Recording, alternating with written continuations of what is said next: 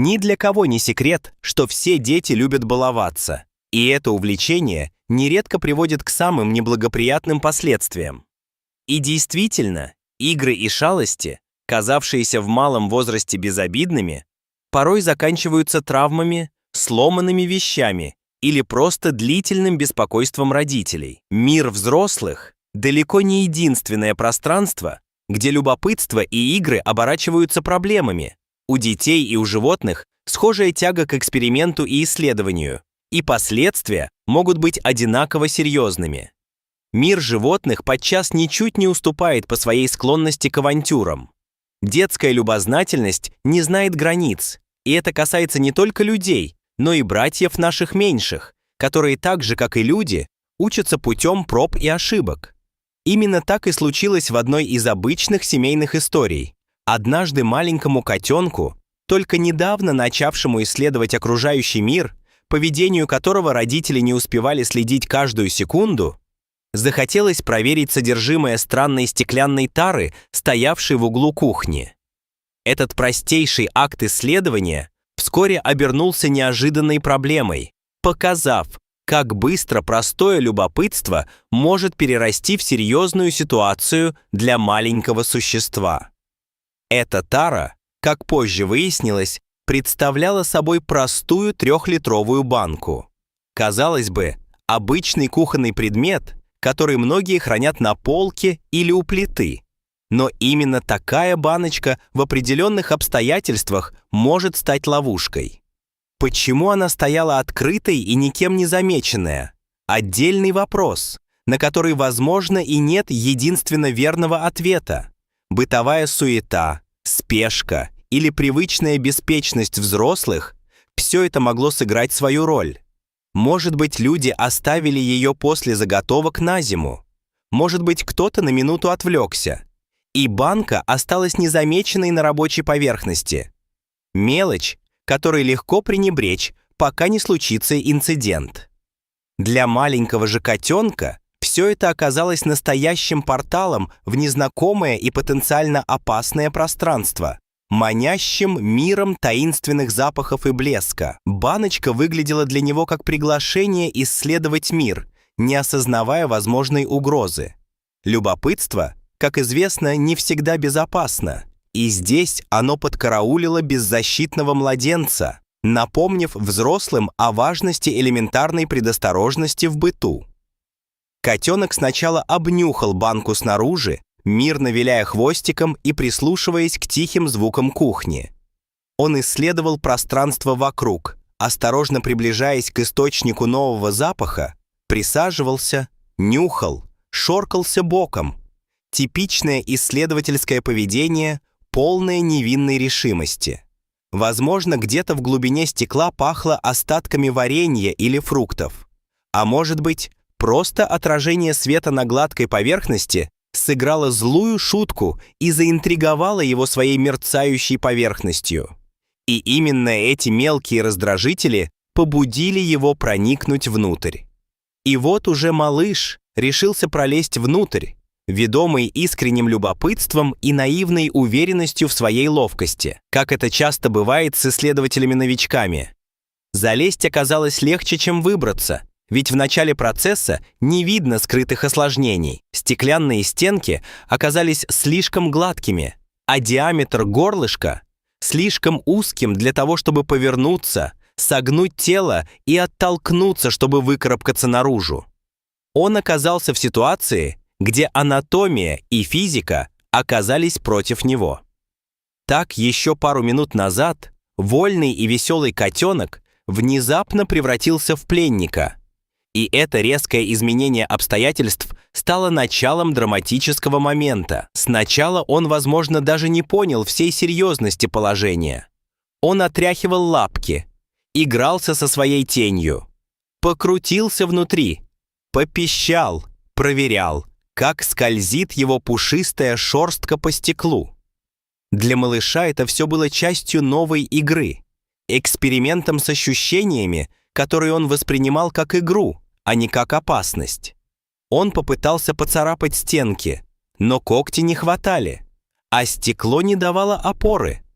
Обычное для кошачьих попыток отыскать хватку в непредвиденной ситуации. Но очень быстро осознание пришло. Он застрял. Это понимание не пришло вдруг, а постепенно прошло через ступени тревоги и непонимания. Он оказался в ловушке, и это понимание медленно, но верно заполнило его маленькое сердечко тревогой, вызывая сначала легкую растерянность, затем нарастающий страх. Сначала было неуютно, потом тревожно, затем по-настоящему страшно. Эмоции сменяли друг друга, и котенок начал паниковать. Котенок начал жалобно мяукать, звать на помощь, надеясь, что кто-то откликнется и услышит его зов.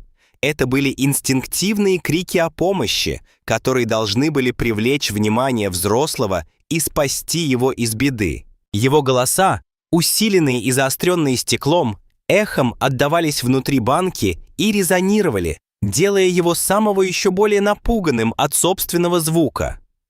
Звук, отражаясь от стенок, становился громче и более пронзительным, что усиливало чувство тревоги и усиливало стресс малыша. Но страх привлек и надежду. Вскоре на зов откликнулась мама-кошка, привлеченная необычным и тревожным звуком своего ребенка. Услышав тонкие крики, она прибежала в комнату. Ее походка была настороженной, уши расправлены, нос поник от напряженного чутья. Все признаки включившегося материнского инстинкта. Она внимательно осмотрела помещение и, заметив своего котенка, прижавшегося к стеклу, громко замурлыкала. Возможно, не от радости, а в попытке заглушить страх малыша своим знакомым звуком, чтобы хоть как-то приободрить его. Это мурлыканье служило одновременно и сигналом присутствия, и попыткой успокоить, и знаком того, что она рядом и готова помочь. Моментально осознав, что ее дитя в беде, она принялась действовать. Механика действий матери была точной и быстрой. Сначала кошка попробовала достать его лапой, как делает любая мать, проверяя положение детеныша. Тонкая передняя лапка осторожно просунулась в горлышко банки, ощупывая крошечное тельце малыша. Но цепкого захвата не получалось. Шерсть скользила по стеклу, лапка не находила опоры, и это вызывало у матери растущее беспокойство и напряжение. Потом она попыталась схватить его зубами, как делает это, когда переносит котенка с места на место. Кошачья хватка обычно надежна, но стекло мешало, зубы соскальзывали, и попытка была неудачной, оставляя маму в замешательстве. Она даже попыталась ухватить малыша за шкирку, традиционный для кошек способ транспортировки. Но в узком горлышке попросту не было места для маневров и правильного захвата. Казалось, что все тщетно, и трудности нарастали. Однако мама не покидала место боя, продолжая пытаться всеми доступными средствами. Многие животные на ее месте могли бы сдаться, особенно если бы не видели очевидного способа решения задачи. Усталость, фрустрация и отсутствие результата часто подталкивают к отказу. Но кошка, движимая не логикой, а древним и могучим инстинктом материнства, не собиралась сдаваться. Для нее вопрос был прост. Ее дитя нуждается, и это требовало действий. Инстинкт говорил ей одно и то же. Ее малыш страдает, он зовет, он нуждается в помощи. Значит, помощь должна прийти. Это поведение запрограммировано в ней глубоко и бессознательно. Пусть даже ценой бессонных часов, упорных и не всегда удачных попыток, она была готова на многократные попытки, на испытания и на креативный подход. Она продолжала тыкаться мордой в горлышко банки, обнюхивать ее, зарывать лапы внутрь, пытаться приподнять емкость или хотя бы наклонить ее, чтобы облегчить положение ребенка. Каждое движение было продиктовано любовью и решимостью, а не холодным расчетом. На какое-то время она даже отошла и села напротив, наблюдая и, как могло показаться со стороны, размышляя. Такие паузы часто нужны животным, чтобы переосмыслить ситуацию и найти новое решение. Возможно, именно в этот момент в ее голове складывалась идея, которая позже спасет ее ребенка. Интуитивный план, которому не нужен был словесный расчет, ведь мышление кошки иное, основанное на ощущениях и опыте. Она снова подошла к банке и, осторожно принюхиваясь, начала толкать ее носом. Метод мягкого воздействия, который мог изменить положение предмета.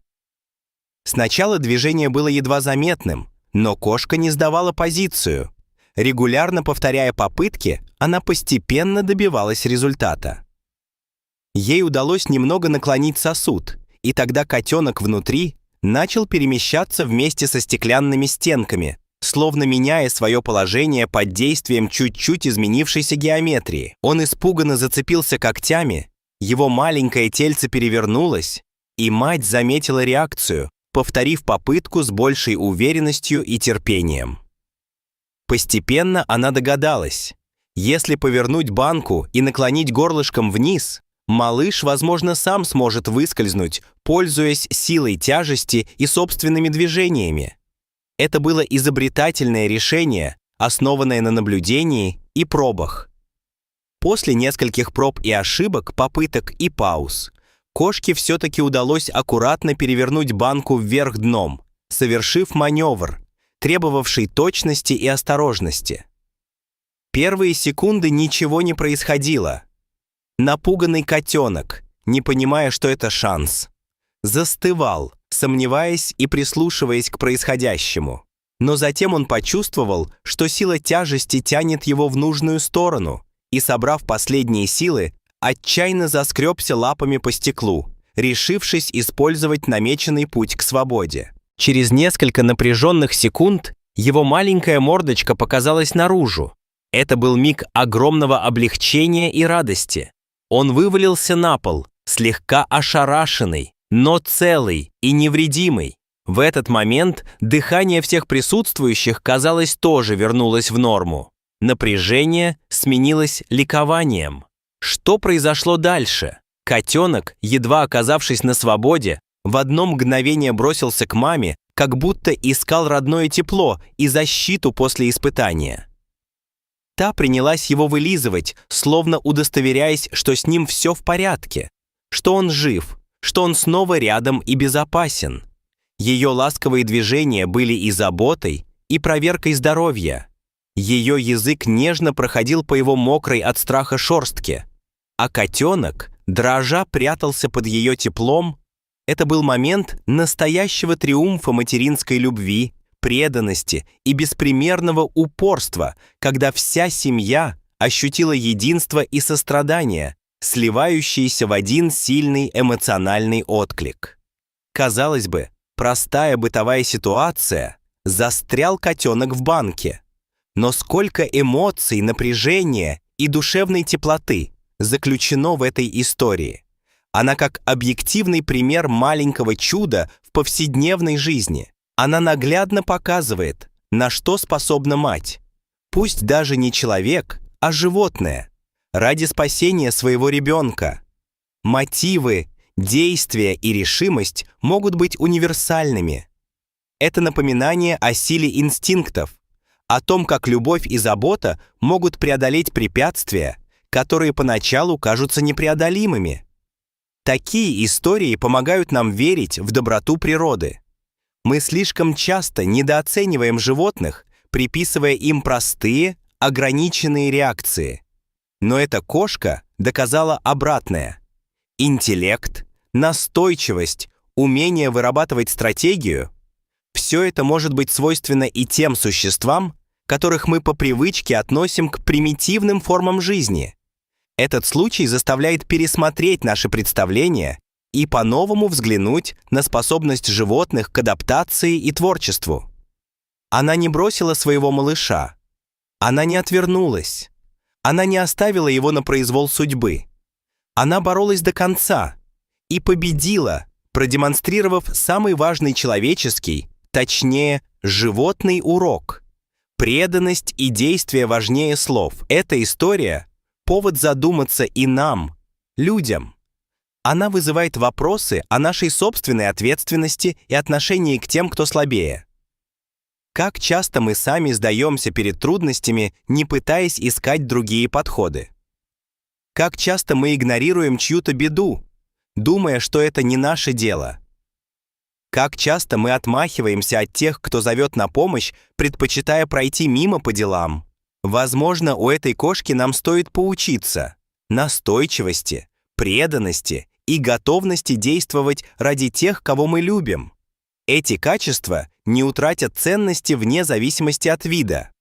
Особенно стоит поучиться умению не терять голову в трудной ситуации, а искать решение, даже если оно сначала кажется невозможным. И тогда простая забота может превратиться в спасение и пример для подражания.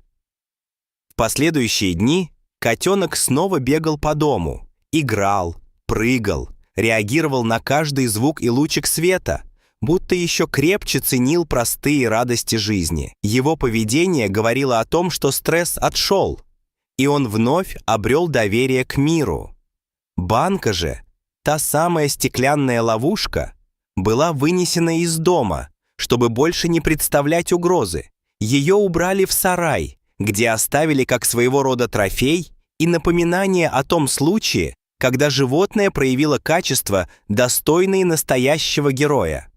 Каждый член семьи, проходя мимо, невольно вспоминал ту ночь, полную переживаний, страха и, в конце концов, победы. Эти моменты обсуждали за ужином, пересказывали друзьям и использовали как повод для беседы о внимательности и заботе в быту. Так простой предмет превратился в символ урока, который семья не хотела забывать. Если вам понравилась эта история, поставьте лайк и подпишитесь на наш канал. Впереди еще много теплых, добрых и вдохновляющих историй, которые учат и вдохновляют. Мы рассказываем истории, которые заставляют улыбаться, задумываться и верить. Чудеса случаются даже в самых обыденных домах и среди самых обычных котов. До новых встреч, друзья! И пусть в ваших домах будет больше внимания, заботы и тех теплых моментов, которые делают жизнь светлее.